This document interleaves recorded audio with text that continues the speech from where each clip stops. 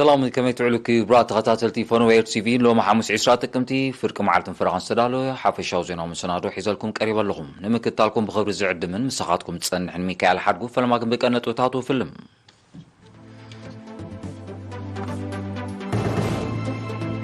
منستري مريت ماينا كبابن اب مكابا كباباوي حبرتا زحجز عودو مسنعتا بسمرا وديبو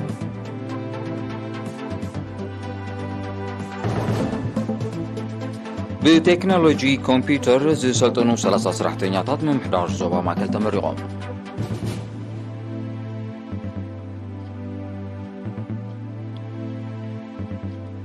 አብኑ ዞባ ዓደቕይሕ ንስድራ ስዋትን ኣብ ምክልኻል ሃገር ዘለውን ናይ ዓፂድ ሓገዝ ተገይሩ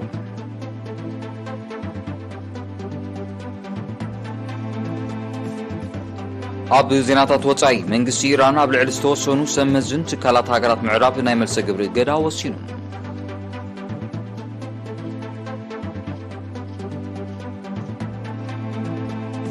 ሶርያን ምንቅስቓስ ሓማስን ባሉታት ተጸሊዩ ጸንሐ ዝምድናኦም ናብ ንቦኖ ምምላስ ተሰማሚዖም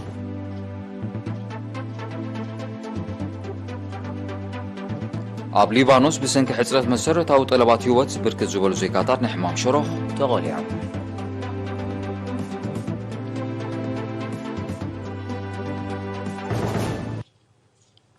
زرزر زينا فلما حبريتها كاميس طعنام تماريا بمرمري ماكلا زوبا ماكل بسجبرنا لابراتوري مرمرتا سلسة زيغاتات بكورونا فيروس ملكافهم ترغاغيتلوم هادراشون دما تيرافولو غدايفن سمبلنيوم زي كمزين كل كورونا فيروس ترخيبوا بزوبا ماكل كنكن كغبرلو صنح حدا زيغا حاويو تفانيلوم بز مسرت غلالا قطر بكورونا فيروس تلفو زيغاتات كسابلومي 10185 بتصحيلو 10078 كابزيوم حاويم زتفانو 130 بموز زتفليو 4 دما جنا كنكن زغبرلهم زلويم مصر طعنا 19 تقمتي 2022 ناب كالسيناب سنسغرم አካባቢያው ጸጋታት ዝለዓለ ጠመተ ዝዋሃብ ዕዮ ስለዝኾነ ኩነታት አካባቢ ምክታል ምግምጋምን አገዳስነቱ ዕዙዝዩም ሚኒስትሪ መሬትን ማይ አካባቢን ነዚያው ግምት በመታው አብም ካብ አካባቢያው ሓብሬታ ዝሕግዝ ዓውደ መጽናዕታ በስመራ ወዲው ንጸብጻ ወኪለሪና ናዝሬት በይን ገረ መስቀል ገረስገር ካውሮቦይ ሚኒስትሪ መሬት ማይን አካባቢን ምስትካል አህጉራው ምክትታል አካባቢን ድሕነትን አፍሪካን ዞባው ማእከል ምድላው ሓብሬታ ተፈጥሯው ጸጋታትን ምዕባለን በመተሕባር ኣብ ምክትታልን ገምጋምን ኩነታት አካባቢ ዘተኮረ ዓውደ መጽናዕቲ በ18-19 ጥቅምቲ ኣብ አስመራ ካይዶ እዚ ወከልቲ መሻርክቲ ሚኒስትሪታት ትካላትን ማሕበራትን ዝተሳተፉ ዓውደ መጽናዕቲ بدرجة هجر نايزكاي نطفتات صوصي حبريتان مأكابن زول بدهوتات المفواسن زحجز حسابات منشاون ناي حبر مرداتان مفتارن زعلمايو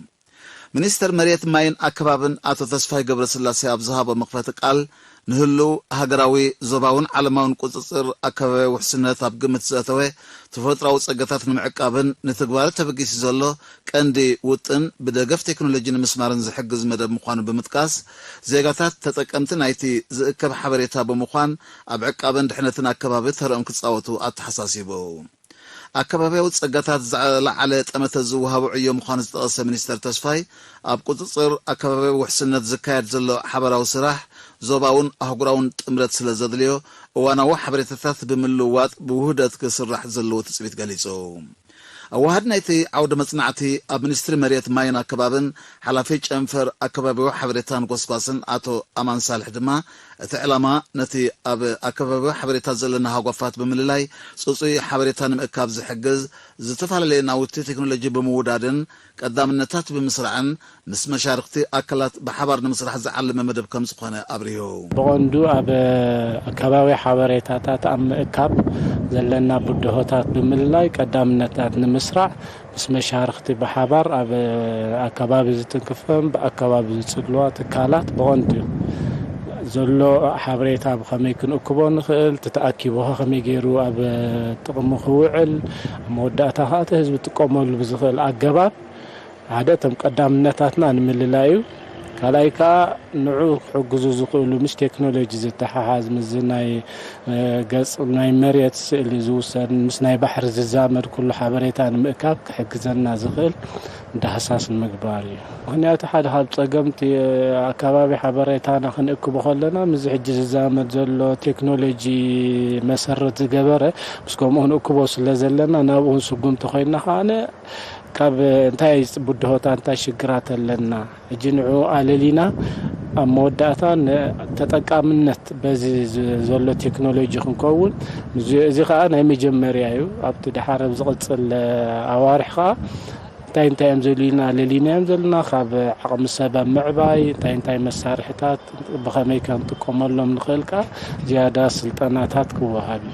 ኤርትራን እትርከበን 14 ሃገራት ምብራቕ ኣፍሪቃ ዝሓቆፍ ብሕብረት ኣፍሪቃ ዝምእከል ዞባዊ ማእከል ምድላው ሓበሬታ ተፈጥሮአዊ ጸገታት ንምዕባለ ወኪሎም ዝመጹ ሚስተር ስቴፈን ሳንደን ሚስተር ቴዲ ሙዋንጊን ንኤሪና ዝሃቡ ሓበሬታ እቲ ቀንዲ ዕዮ ናይቲ ማእከል ቴክኖሎጂካዊ ምዕባለ ብምጥቃም ኣከባቢ ብድሆታትን ጸገማትን ንምብዳህ ዝሕግዝ ሓበሬታ ዝእከበሉ መሳርሕታት ንምልላይ ከም ዝኾነ ሓቢራ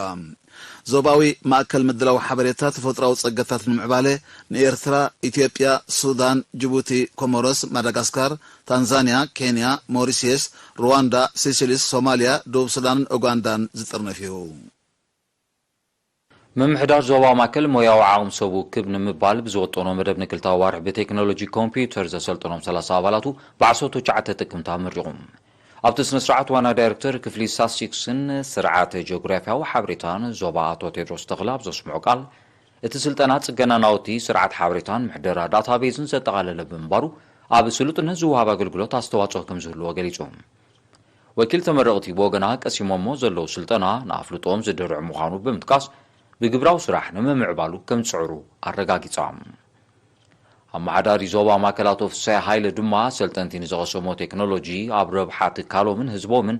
ከውዕልዎን ከማዕብልዎን ኣዘኻኺሩ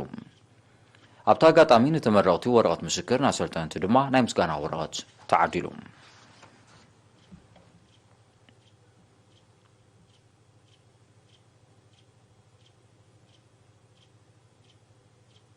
ኣብ ዞባ ዓዲ ቀይሕ ምምሕዳራት ከባቢ ደርዓን ሓይነባን ስድራ ስዋኣትን ኣብ ምክልኻል ሃገር ዘለዉ ናይ ዓፂድ ሓገዝ ተገይሩ ብ12 ጥቅምቲ ኣብ ምምሕዳር ከባቢ ደርዓ ብዓድታት ደርዓን ስምዲን ብተሳትፎ ልዕሊ 400 ጉልበት ሰብ ገርሁ 96 ስድራ ቤታት ከም ተዓጽደ ኣመሓዳርቲ ምምሕዳር ከባቢ ሃለቃ መለስ ምስግና ገሊጹ ኣብቲ ወፍራ ዝተሳተፉ ብወገኖም ንስድራ ስዋኣትን ኣብ ምክልኻል ሃገር ዘለውን ምሕጋዝ ናይ ሕልና ዕረፍቲ ስለ ዝህብ ክቕጽሎ ምዃኖም ሓቢሮም ብ11 ጥቅምቲ ንካልኣይ ግዜ ኣብ ምምሕዳር ከባቢ ሓይነባ ኣብ ዝተኻየደ 160 ሰባት ዝተሳትፎ ተመሳሳሊ ወፈራ ገርሁ 16 ስድራ ስዋኣትን ጽጉማትን ከም ተዓጽደ ኣመሓዳሪት ምምሕዳር ከባቢ ኣቶ ጀማል መሐመድ ሽፋ ኣፍሊጡ ኣብ ምምሕዳር ከባቢ ማለዋያውን 160 ተምሃሮ ኮሌጅ ንግድን ማሕበራዊ ስነ ፍልጠትን ዓዲ ቀይሕ ተመሳሳሊ ሓገዝ ከም ዝገበሩ ወኪል ኤሪና ኣብቲ ንኡስ ዞባ ሓቢራ كبرات عزت بسعب أقرأ زياتات شنو مكتالكم كتقطعوا دقيمة بخبر عدم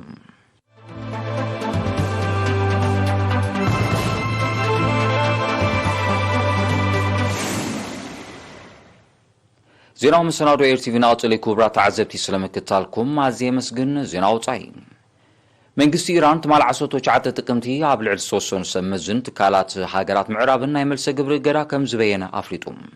بمسرة حبرتان منستر قدات وصاي إيران سبزح بريطانياوين زخونو 15 سمزن 4 تكالات هاجرات معرابية تأكدهم زلو اتسقمتي مس إيراناوين والكسباتن تكالاتن نقداون دبلوماسيون نتفتات كي كايرو زغل كل مخانو تفليتو لهم أوروبا وحبرت عب زحل فكر ومعلتات عب العلي زتوسونو سمز تكالاتن إيران إقرا كم زبينا زفلت كوينو من قصي إيران يمل سقبري سقمت كم زوسد كتنقق مصنحو يقلات هاجرات معراب دايما دايلن اب هاجرو عقرقر مفتاري سرحا مهلاون من قصي إيران كوكس تصنيح اللهم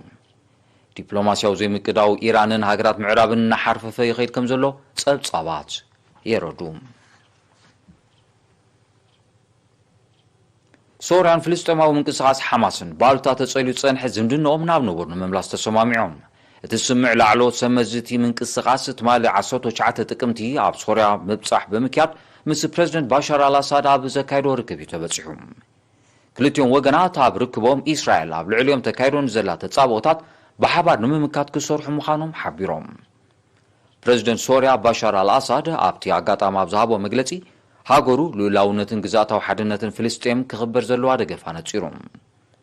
ፍልስጤማዊ ምንቅስቓስ ሓማስ ብወገኑ ኣብ ልዕሊ ሶርያ ንዝካየድ ተጻብኦታትን ገዳማዊ ምትእትታውን ብመትከል ከም ዝቃወሞ ኣብቲ ርክብ ገሊጹ ዲፕሎማስያዊ ዝምድና ሶርያ ምንቅስቓስ ሓማስን ድሕሪ 2011 ከምቲ ዝድለ ክስጉም ከም ዘይጸንሐ ጸብጻባት ይጠቕሱ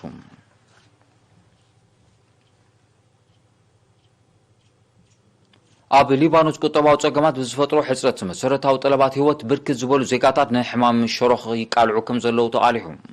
ብመሰረት ሓበሬታ ሚኒስትሪ ጥዕና ሊባኖስ በቲ ሕማም ዛጊዳስታት 180 ሰባት ከም ተለኽፉን ሓያሎ ካብኣቶም ከም ዝሞቱን ተፈሊጡ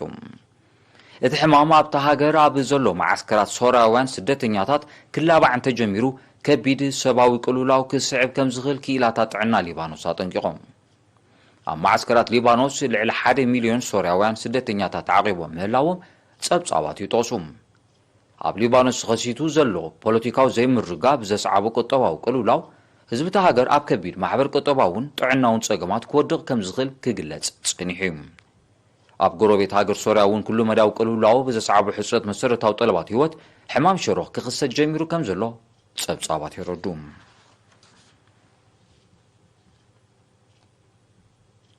ኣሜሪካ ሕጽረት ነዳዲ ዘስዓቦ ቅልውላው ንምቅላል ንህጹጽ እዋን ክኸውን ካብ ዝዓቀቶ ትሕጃ ነዳዲ 180 ሚልዮን በርሚል ከም ዘውፅአት ኣፍሊጣ እቲ ስጉምቲ ኣብዚ ወቕቲ ቁሪ ክኽሰት ንዝኽእል ተወሳኺ ቅልውላው ኣብ ምንካይ ተራ ከም ዝጻወት መምሕዳር ፕሬዚደንት ጆ ባይደን ሓቢሩሎም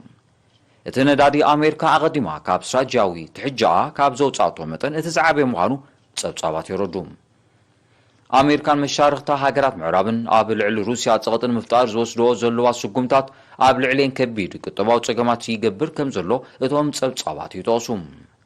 ኣባል ሃገራት ውድብ ኦፔክን መሻርክተንን ዋጋ ነዳዲ ንምምዕራይ ካብ ዝመጽእ ወርሒ ሕዳር ንመጠን ፍርያት መዓልታዊ ብ2 ሚልዮን በርሚል ከጉድሎ ከም ተሰማምዓ ዝጠቕሱ ጸብጻባት እቲ ስጉምቲ ነቲ ኣብ ኤውሮጳን ኣሜሪካን ተፈጢሩ ዘሎ ሕጽረት ነዳዲ መሊሱ ከጋድዶ ከም ዝኽእል ይእምቱ ነቲ ስምዕ ዝተቃወመት ኣሜሪካ በቲ ጉዳይ ምስ ኣባልቲ ውድብ ዝኾነት ስዑድያ ዝጸንሓ ዝምድና ዳግሚ ግምት ከም እትገብረሉ ክትሕብር ጸኒሓላ ኣብ ኣሜሪካን ኤውሮጳን ተፈጢሩ ዘሎ ሕጽረትን ናሃሪ ዋጋን መሰረታውን ጠለባት ህይወት ኣብ ዝሓለፈ 10 ዓመታት ካብ ዝተኸሰ እቲ ዝኸፈ ምዃኑ እዩ ዝግለጽ ዘሎ ኢራን ናብ ሩስያ ጸዋር ከም እትልኽ ካብ ሃገራት ምዕራብ ዝመጻ ዘሎ ወቕሳ ኣሉታዊ ምላሽ ሂባትሉ ሃገራት ምዕራብ ኢራን ነቲ ሩስያ ብልዕሊ ዩክሬን ተካይዶ ዘላ ስርሒት ዘገልግላ ሰብ ኣልቦ ነፈርቲ ትሰድድ ከም ዘላየን ክገልጻ ጸኒሐን ዘለዋ ይኹን እምበር ኢራን እቲ መግለጺ መቕጽልታ ናይቲ ኣብ ልዕሊኣ ክካየድ ዝጸንሐ ዘመተ ምዃኑ ብምሕባር ሓቅነት ከም ዘይብላ ረድያ ሩስያ ብወገና ብልዕሊ ዩክሬን ተካይዶ ዘላ ስርሒት እኹል ትሩፍ ኣጽዋር ከም ዘለዋ ብምጥቃስ ንመግለጺ ሃገራት ምዕራብ ነጺጋቶላ እዚ ከምዚ እንከሎ ሩስያ ኣብ ልዕሊ ትሕተ ቅርጺ ነዳዲ ዩክሬን ዘካየደቶ ደብዳብ ሰፊሕ ክፋል ሃገር ጸሊምቱ ከም ዘሎ ማዕከናት ዜና ኣቃሊሐን ዩክሬን ኣብ ልዕሊ ሲቪላውን ቁጠባውን ትሕተ ቅርጺ ሩስያ መጥቃዕታት ከተካየድ ድሕሪ ምጅማራ ሩስያ ዓጸፌታ መልሲ ግብሪ ትህበሉ ከም ዘለያ እትገልጽ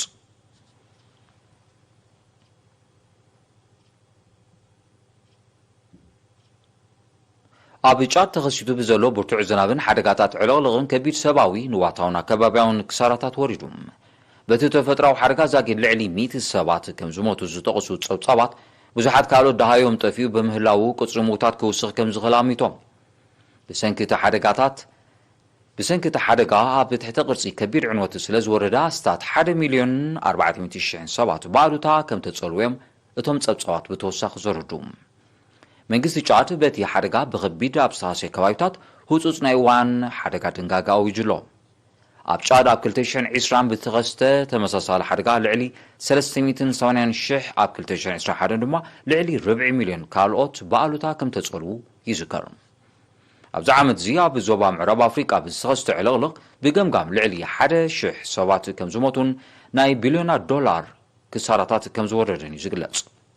ናይጄርያ ኒጀርን ጫድን በቲ ተፈጥራዊ ሓደጋ ሕልፊ ካልኦት ሃገራት ዞባ ከም እተሃስያ ይሕበር ዜናታት ምዛም ማርሳ ዜና ክደግመልኩም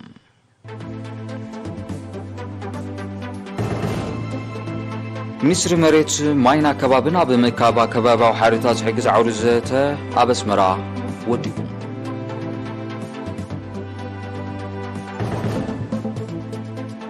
ብቴክኖሎጂ ኮምፒውተር ዝሰልጠኑ 30 ሰራሕተኛታት ምምሕዳር ዞባ ማእከል ተመሪቖም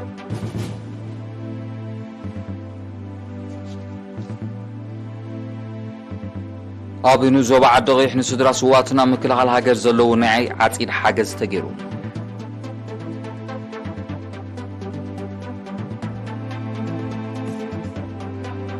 ኣብ ዜናታት ወጻኢ መንግስቲ ኢራን ኣብ ልዕሊ ዝተወሰኑ ሰመዝን ትካላት ሃገራት ምዕራብ ናይ መልሰ ግብሪ እገዳ ወሲኑ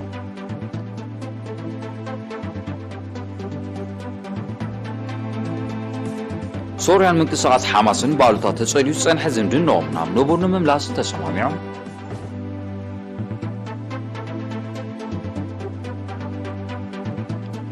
ኣብ ሊባኖስ ብሰንኪ ሕፅረት መሰረታዊ ጠለባት ህይወት ብርክት ዝበሉ ዜጋታት ንሕማም ሽሮኽ ተቓሊዖም